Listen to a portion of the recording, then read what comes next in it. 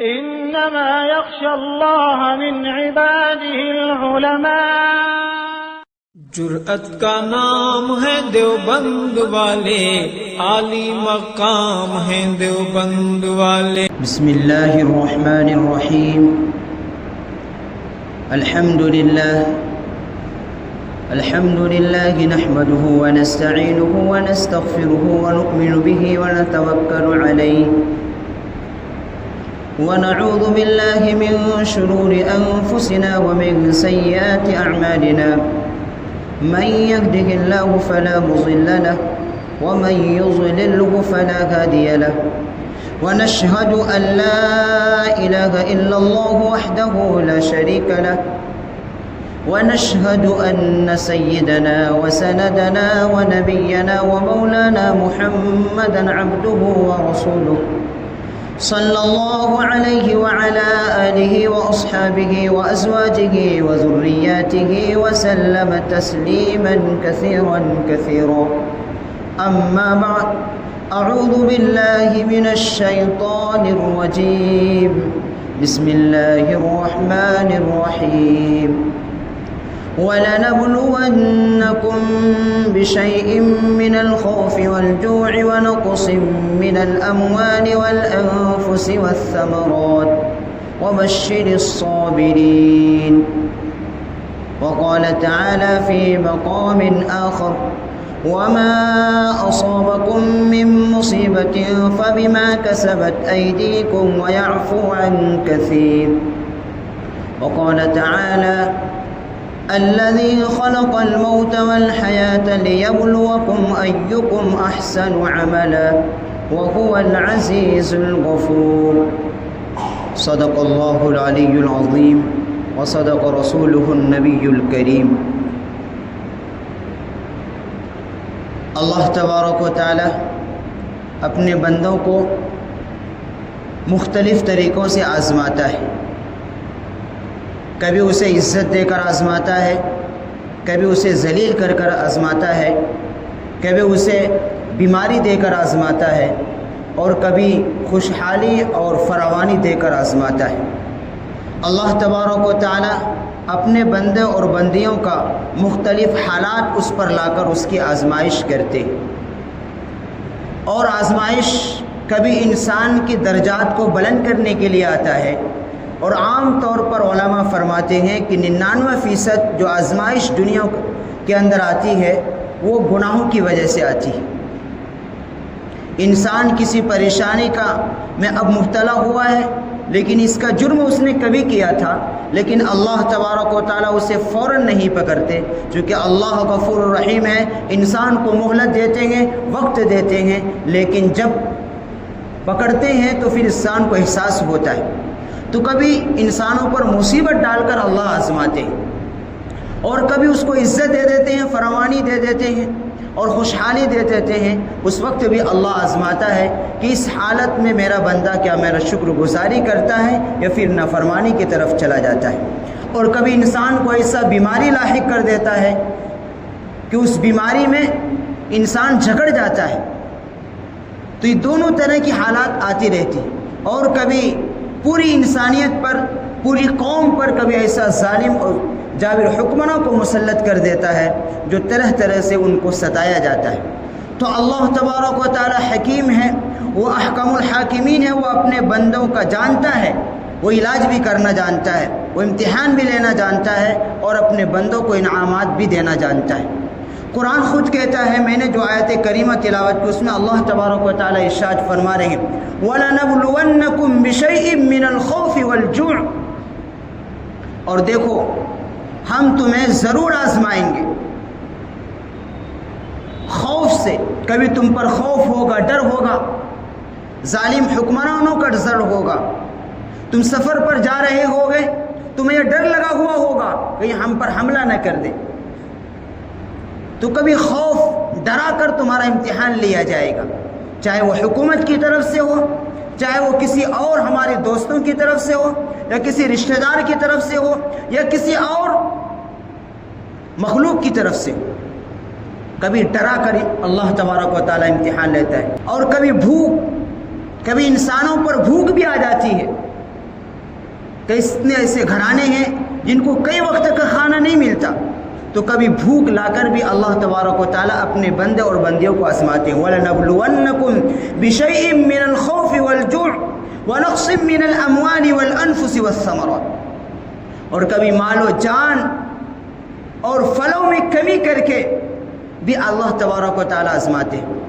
کبھی اولاد کا نقصان ہو جاتا ہے، کہ اولاد نافرمان بن جاتی ہے، یا پھر وہ اولاد جب اپنے ماں باپ کا سہارا بننے کے قابل ہوتی ہے تو اللہ تبارک و تعالیٰ اسے اپنے پاس بلا لیتے ہیں۔ تو کبھی اولاد کی طرف سے بھی اللہ اپنے بندوں کو آزمائش میں ڈالتا ہے، کبھی تجارت میں نقصان کرا کر اللہ تبارک و تعالیٰ اپنے بندوں کو آزماتا ہے، اور کبھی فصلوں کو برباد کر دیتا ہے۔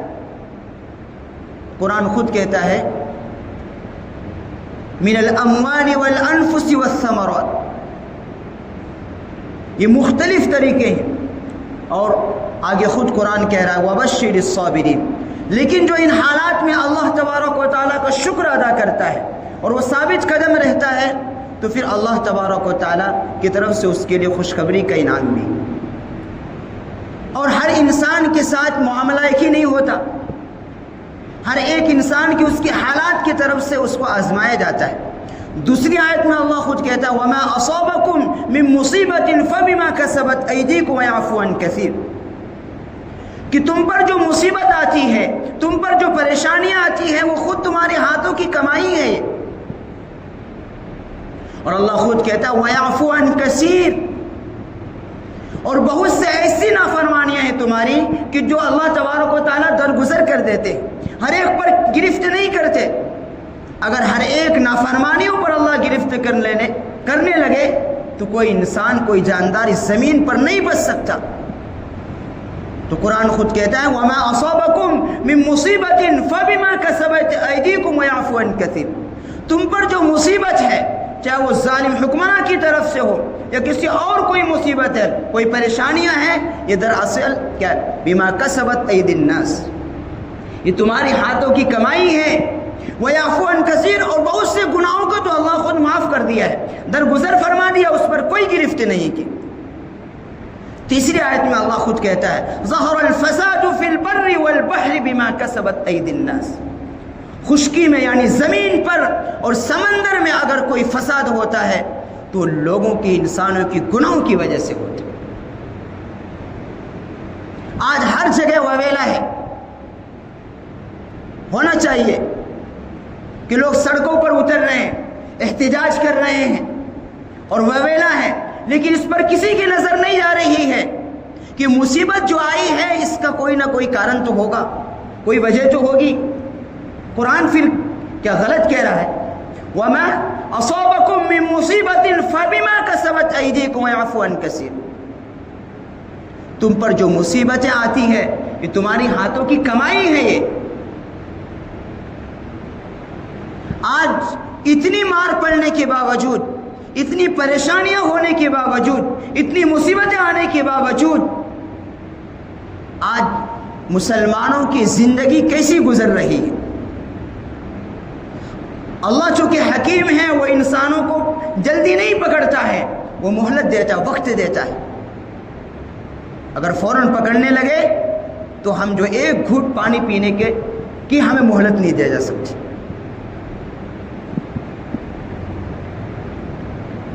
آج جو حالات ہیں مسلمانوں کے، جو ہمارے خلاف ہندوستان میں نہیں، ہمارے ملک کی نہیں، پوری دنیا کے اندر جو مسلمان پس رہا ہے، جس کی دردشا ہو رہی ہے،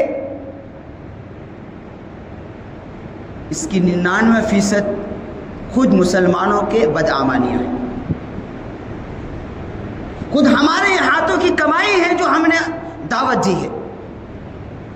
اللہ نے ظالم و جابر حکمرانوں کو مسلط کر دیا اور وہ ہمارے خلاف بل پاس کیے جا رہا ہے، ہمارا دائرہ تنگ کیا جا رہا ہے، ہماری مساجد، ہمارے مدارس پر قبضہ کرنے کی ایک سازش، ایک چور راستہ انہوں نے اختیار کر لیا۔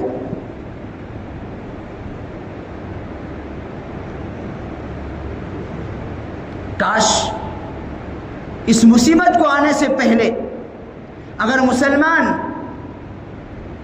اپنا تعلق اپنے رب سے مضبوط کر لیتے، اور اپنے رب کو منا لیتے تو پھر اللہ کا وعدہ ہے کہ اللہ جس کا ہو جاتا ہے دنیا کی کوئی طاقت اس کا کچھ نہیں بگاڑ سکتی. ان تنصروا اللہ ینصرکم ویثبت اقدامکم.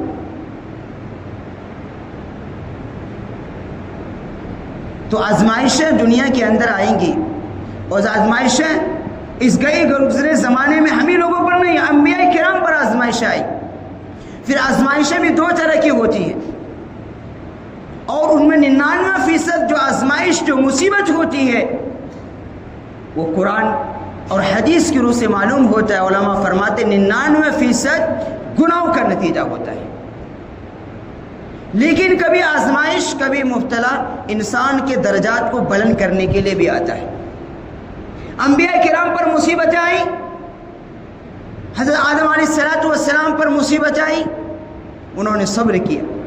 حضرت ابراہیم علیہ السلام پر مصیبتیں آئی، انہوں نے صبر کیا.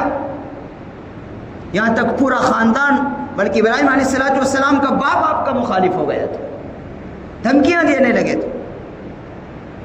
موسیٰ علیہ السلام ظالم و جابر جس نے انا ربکم اعلیٰ کا دعویٰ کیا وہ مخالف ہو گیا تھا. خود ہمارے نبی کریم علیہ السلام پورا ملک عرب مخالف تھا.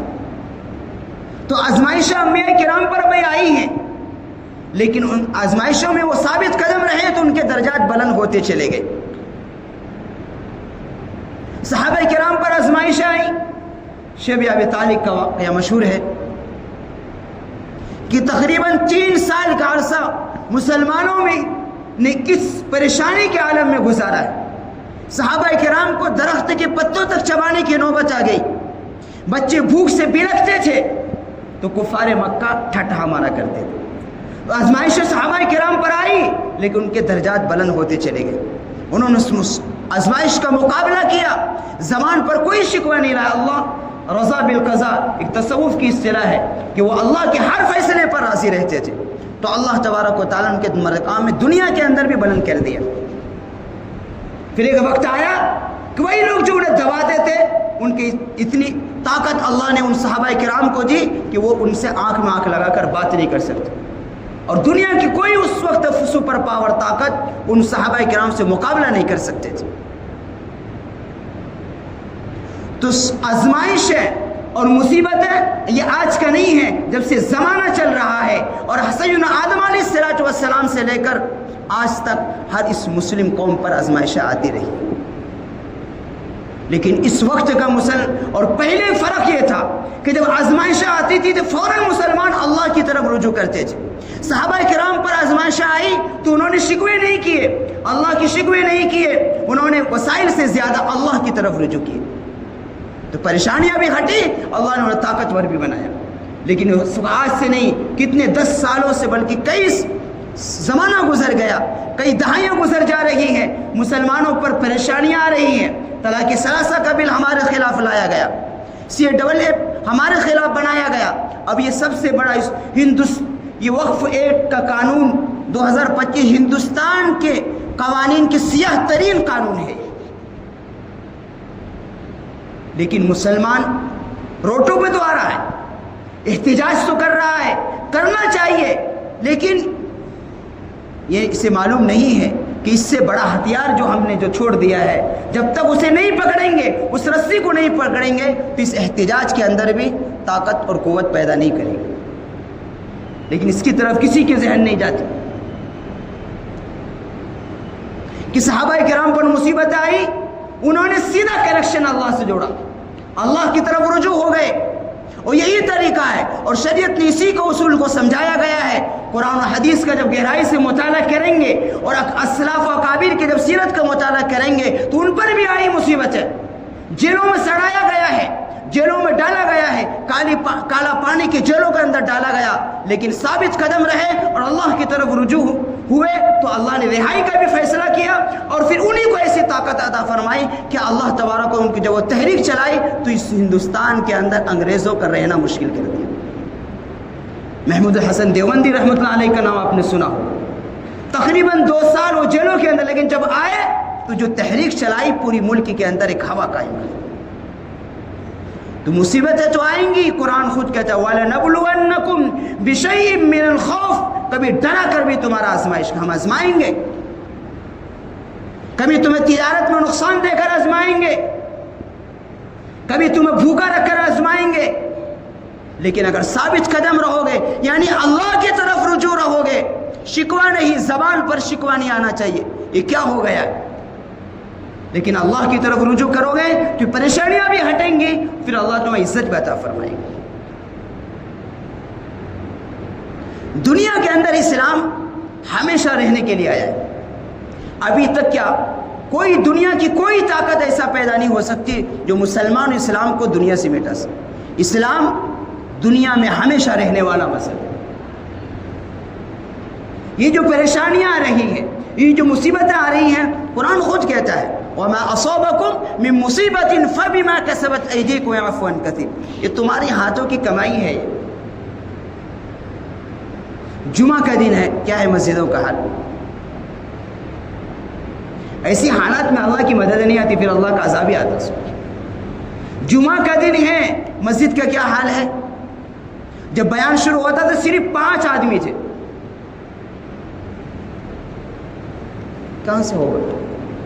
جب ہماری مسجدیں ویران رہیں گی اور ہمارا تعلق اللہ سے ٹوٹا ہوا رہے گا, اس حالت میں اللہ کی مدد نہیں آتی. پھر ایسے ظالم جابر حکمرانوں کو مسلط کر دیتا ہے جو ہماری مسجدوں کو قبضہ کرنے کی چور راستہ انہوں نے اختیار کر دیا, اور اپنے طاقت کے بلبوتے پر انہوں نے دونوں ایوانوں میں اسی پاس بھی کرا لیا, اور اتنی فاسٹ رفتاری کے ساتھ صدر جمہوریہ کا سائن بھی کرا لیے, اور اس کو فوراً نوٹیفیکیشن جاری کر دیا. حالانکہ اتنی فاسٹ ہوتا نہیں, جتنا تیزی کے ساتھ انہوں نے کام کیا ہے کہ 2 بجے تک ڈیبیٹ ہوئی,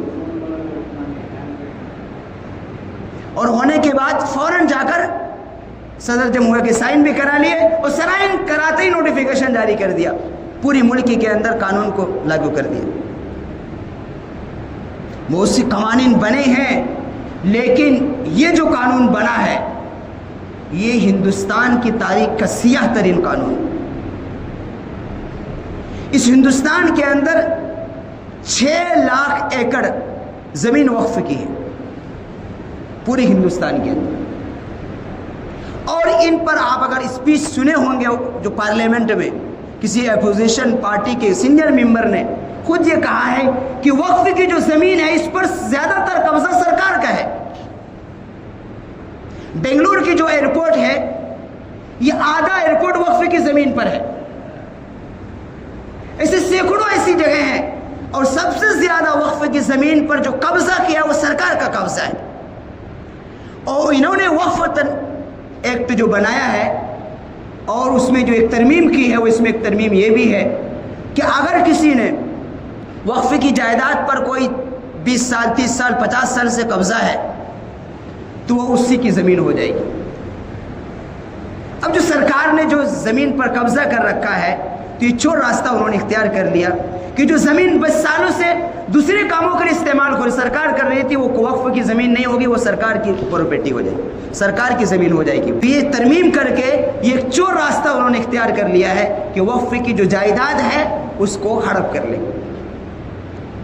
مسئلہ یہ نہیں ہے, بہت سے لوگ مسلمان کیا کہہ رہے ہیں, ہمیں وقف کی جائیداد سے کیا فائدہ ہو رہا ہے, اس کو یہ نہیں دیکھنا چاہیے فائدہ نہیں ہو رہا, لیکن جو ہماری کتنی مساجد ہیں, کتنی عبادت گاہیں ہیں ہماری, کتنی عیدگاہیں ہیں, قبرستان ہیں, ان سب کو کیا کر رہے ہیں حکومت اپنے کنٹرول میں لے رہی. اس قانون کے پاس ہونے کے بعد یہ ان کو پاور ہو جائے گا.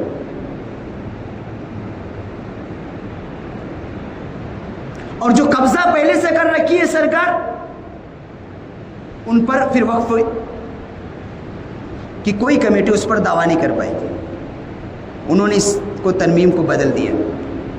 پہلے کیا تھا, اگر کوئی وقف کی جائیداد پر 40 سال سے قبضہ کر رکھا ہے تو وقف کے مینجمنٹ کو یہ ادھیکار تھا تو جا کر اسے اس وقف کی زمین کو واپس لے, اس میں تھا یہ قانون, لیکن اس کو اس حکومت نے بدل دیا اور اسے خود جو سرکار قبضہ کر رکھی ہے تاکہ اس پر دعویٰ ہی کوئی نہ کرے, وہ گورنمنٹ کی زمین ہو جائے. اور مزید وہ تو ہو گئی گورنمنٹ کی زمین, لیکن جو وقف کی زمین پر جو بنے ہوئے مساجد ہیں، قبرستان، عیدگاہیں ہیں، ان سب پر اپنا قبضہ کر رہے ہیں۔ تو اس سے معلوم ہوتا ہے کتنا خطرناک یہ قانون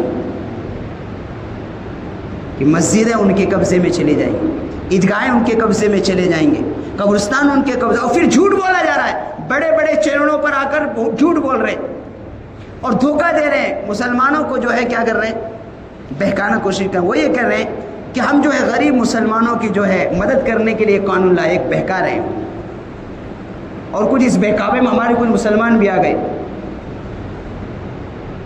بالکل جھوٹ، سفید جھوٹ جسے کہتے ہیں، وہ جھوٹ بول رہے ہیں کہ اگر وہ ہمارے مسلمانوں کے مسیحا ہوتے تو انہوں نے جو اتنے 10 سالوں کے اندر، 12 سالوں کے اندر جو انہوں نے مسلمان کے خلاف جو قانون پاس کیا، اس کی دلیل ہے وہ کہاں سے مسلمانوں کے خار ہو گئے۔ طلاق ثلاثہ کا بل خود انہوں نے ہمارے خلاف لایا، CAA کے خلاف خود ہمارے خلاف لایا۔ ایسے سینکڑوں ایسے مسائل ہیں جو سیدھا انہوں نے ایک قوم کو ٹارگیٹ کیا ہے، اور اب ایک جھوٹ کا راستہ اختیار کر کے، جھوٹ بول کر جو ہے مسلمانوں کو دھوکہ دینے کی کوشش کر رہے ہیں۔ اس لیے اس کی مخالفت ضروری ہے کہ جب ان کے قبضے میں ہمارے مساجد چلے جائیں گے تو ظاہر سی بات ہے پھر یہاں اس حکم کے مطابق، اس شریعت کے مطابق عبادت کرنا مسلمانوں کے لیے مشکل ہو جائے گا جس کا اللہ نے ہمیں مکلف بنایا۔ یہ بھی پہلا پیج کھلا ہے، لیکن ان کی نیت صحیح نہیں۔ یہ ہمارے سامنے سارے حالات ہے۔ بابری مسجد کا کیا ہوا تھا کہ کسی نے اندھیرے میں جا کر کیا کرتے، مورتی رکھ دیا تھا، اندھیرے میں، رات کے اندھیرے میں جا کر کسی نے مورتی رکھ دیا ہوا، اور صبح میں شور کر دیا کہ یہاں رام جنم بھومی جو ہے زندہ ہوئے، پرکٹ ہو گئے، شوشہ چھوڑ دیا، وہی بن گئے، اور پھر اسی کو سہارا لے کر کتنی مساجد پر ہو رہا ہے۔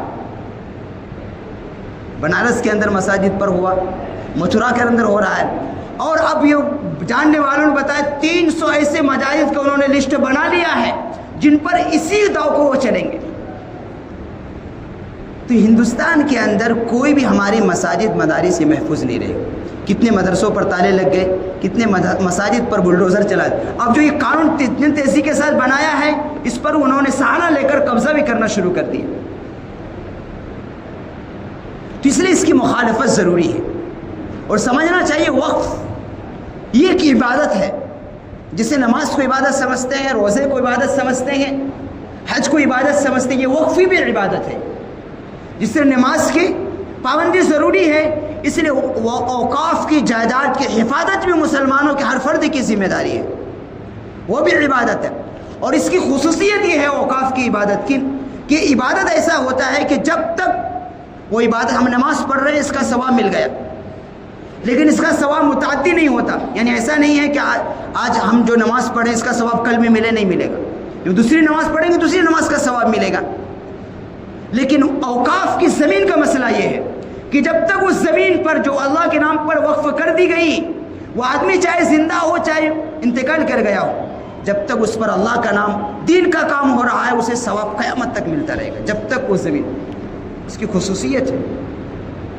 تو جس طریقے سے نماز عبادت ہے، روزہ عبادت ہے، حج عبادت ہے، زکوٰۃ عبادت ہے، اسی طریقے سے وہ وقف بھی عبادت ہے۔ وقف کی جائیداد کی زمین کی حفاظت یہ ہر مسلمان کی ذمہ داری ہے۔ اس قانون کو بالکل واپس ہونا چاہیے، ورنہ ہندوستان کی تاریخ کا سیاہ ترین قانون ہے۔ اس مختصر وقت میں پوری تفصیل بیان نہیں کی جا سکتی۔ انہوں نے جو ہے، جو سرکار نے قبضہ کر رکھا ہے وقف زمین پر، انہوں نے اس قبضے پر مکمل دسترس حاصل کرنے کے لیے ایک بہانہ تلاش کر لیا، اور مزید جو اوقاف کی جائیداد پر جو بنے ہوئے ہیں مدارس، مساجد، عیدگاہیں، قبرستان، ان پر بھی قبضہ کرنا چاہیے، اور غیر قوموں کو تو دے نہیں سکتے، اب وقف نہیں کر سکتے۔ اب اس قانون پہلے نہیں تھا، یہ اب بنایا ہے۔ مسلمان اسے پہلے ثبوت دینا ہوگا کہ تم پکے سچے مسلمان۔ کیسا قانون؟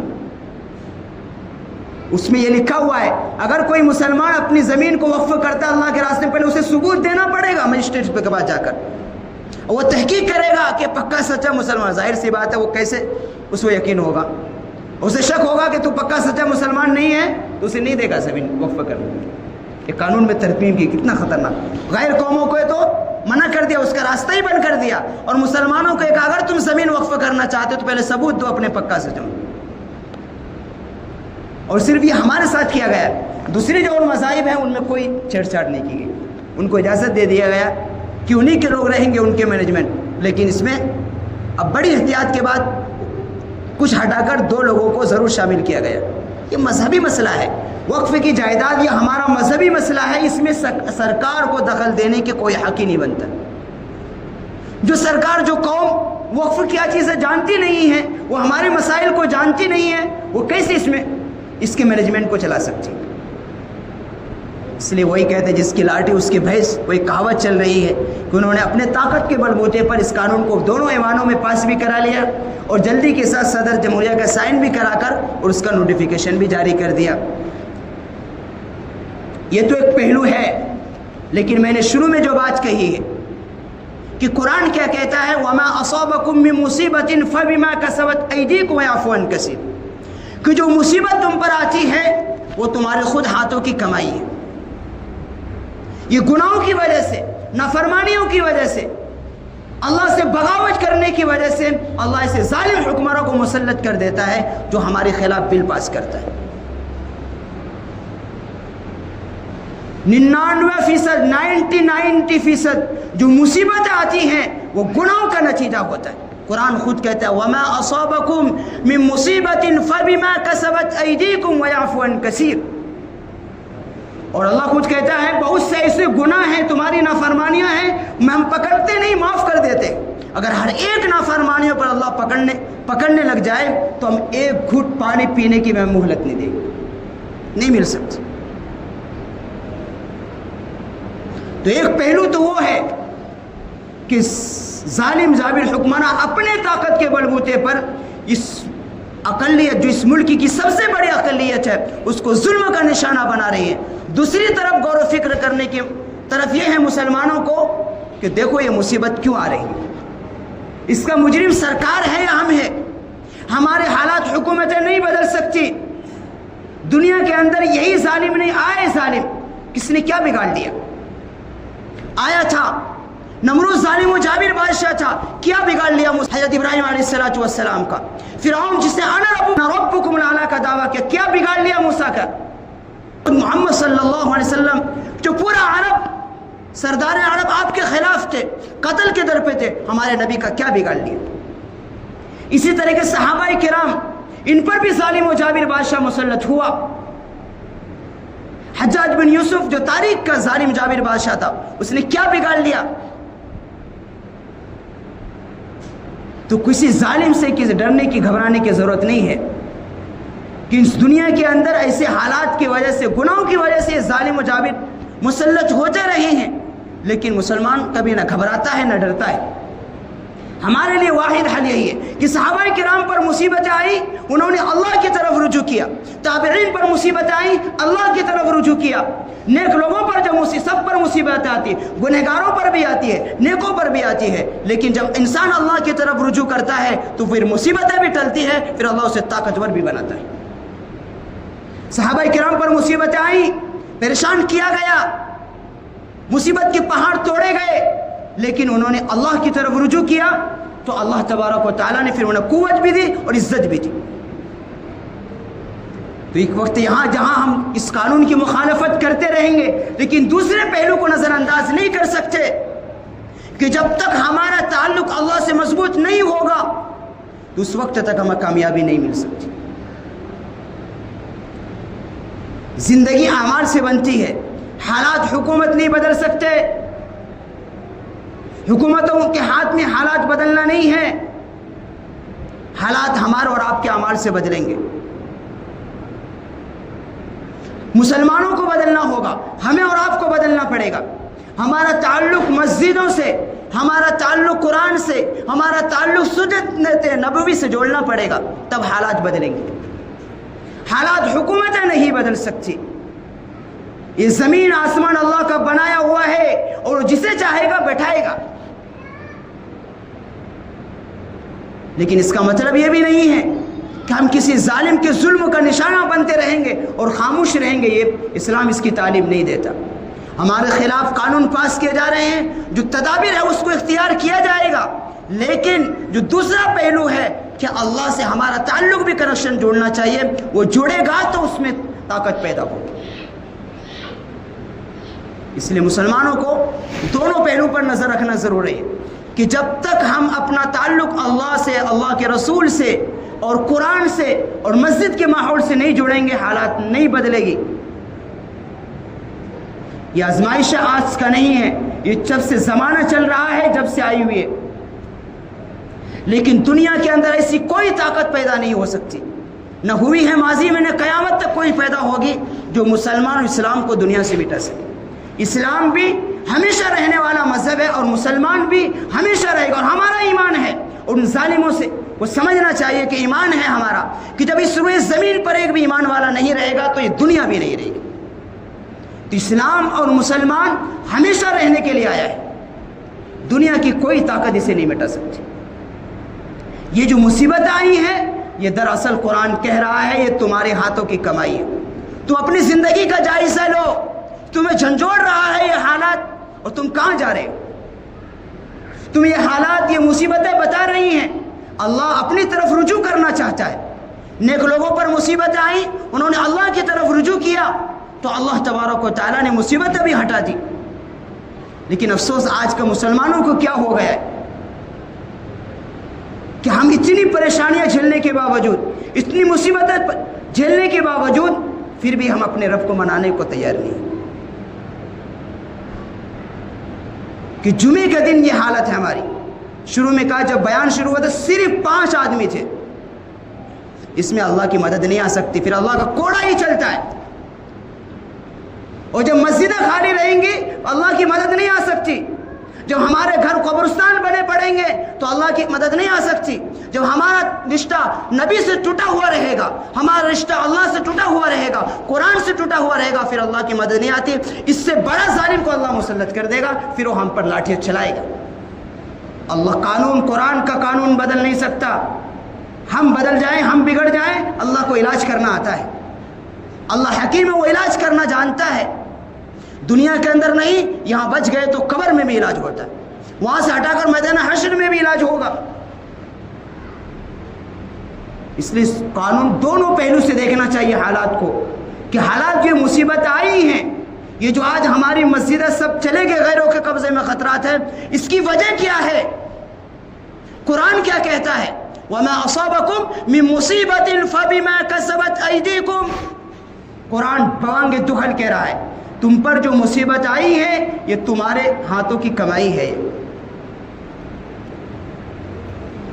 اس لیے حکومت ہمارے حالات کو نہیں بدل سکتی, دنیا کی کوئی طاقت ہمارے حالات کو نہیں بدل سکتی. حالات کو بدلنا ہمارے اور آپ کے ہاتھ میں, مسلمانوں کے ہاتھ میں ہے کہ اپنی زندگیاں بدلو, اپنا تعلق اللہ سے مضبوط جوڑو, مسجد سے تعلق قائم کرو, مسجدوں کو آباد کرو, حالات بدلے گا. اور اگر مسجدوں سے دور رہے, دین سے دور رہے, تو پھر حالات ایک کے بجائے بگڑتے چلے جائیں. یہ قانون یقیناً ہندوستان کی تاریخ کا سیاہ ترین قانون ہے, جس میں سرکار نے چور راستہ اختیار کر لیا کہ 6 لاکھ ایکڑ کی زمین ہے, 6 لاکھ ایکڑ وقف کی زمین ہے اس ملک کے اندر, اور اس میں اکثر پر پہلے سے سرکار قبضہ کر رکھی ہے, اور اس میں جو ترمیم کیا گیا ہے انہوں نے, اس میں وہ قبضہ, اس کے لیے وہ راستہ ہمارا ہو جائے گا, اور دوسری اور جو جائیداد بچیں گے اس کو بھی اپنے کنٹرول میں لے لیں گے. ایک بہت بڑا ہے, اور بہت سارے اس میں ہے, لیکن ایک یہ بھی ہے کہ انہوں نے اس میں ترمیم کر کے, تاکہ کوئی دعوی کرنے والا نہ رہے,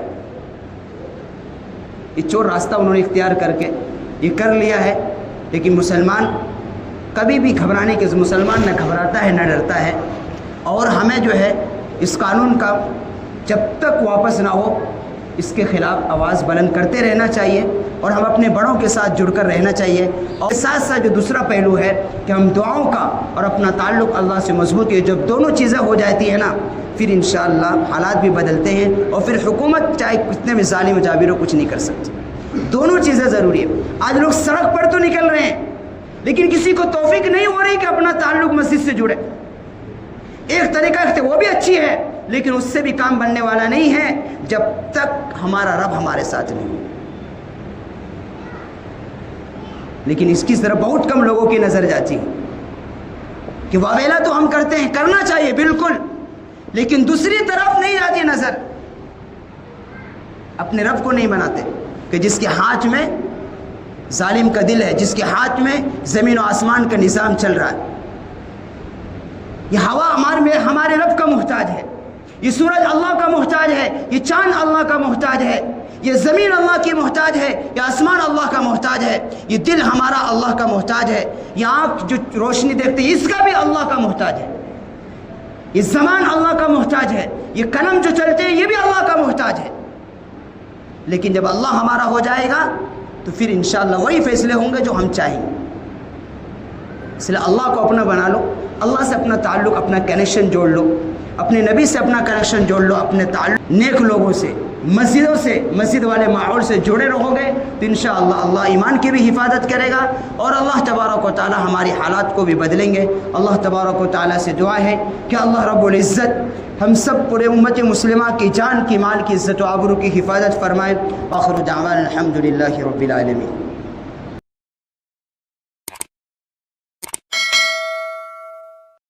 ویڈیو کے نیچے سبسکرائب کے بٹن پہ کلک کریں, بیل کے آئیکن پہ کلک کیجئے تاکہ ہر نئی ویڈیو کی نوٹیفیکیشن آپ کو مل جائے.